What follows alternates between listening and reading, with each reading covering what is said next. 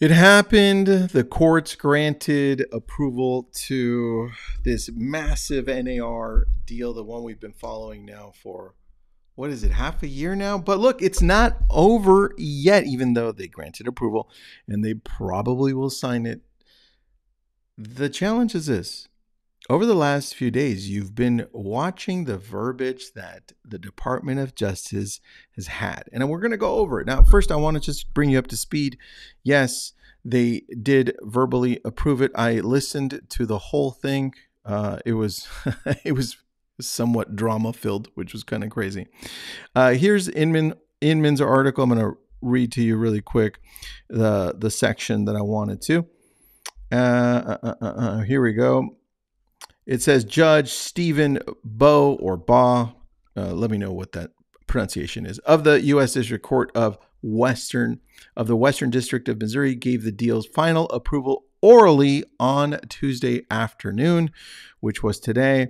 And then you see here, Baugh did not modify the settlement in any way before granting them final approval.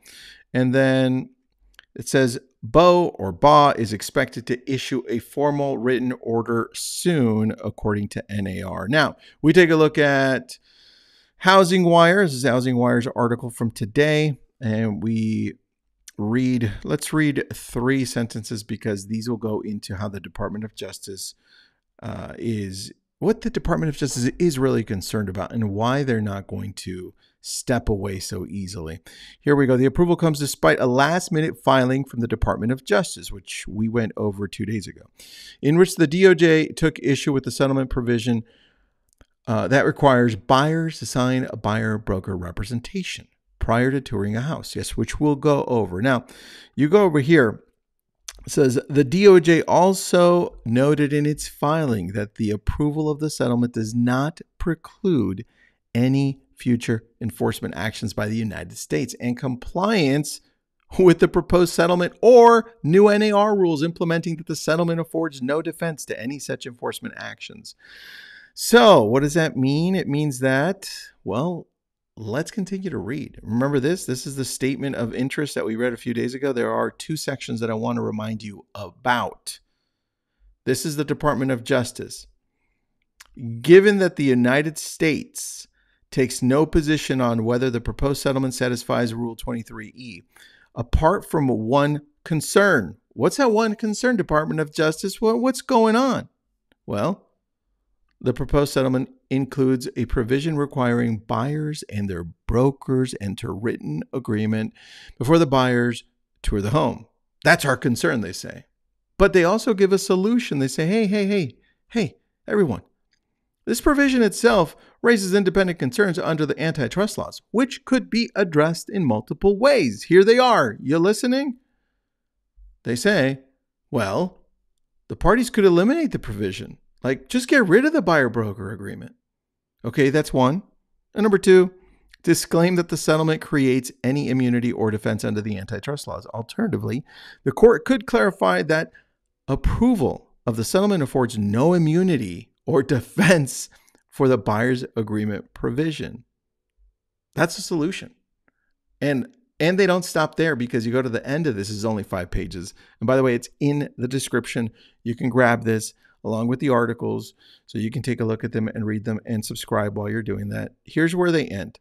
See, because it's only, another paragraph or so.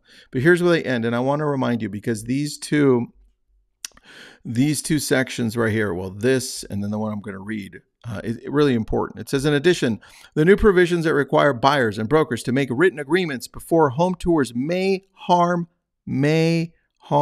buyers and limit how brokers compete for clients. That's their key right there, saying, hey, this is what we're concerned about. Now, they don't get into explanations, right, details, but it bears a close resemblance to a prior restriction among competitors that courts have found to violate the antitrust laws in other proceedings and could limit, rather than enhance, competition for buyers among buyer brokers. And then it says, see these 2 cases, which today we won't see, but we will dive into those with Saul Klein and John Riley in our other show called The Update.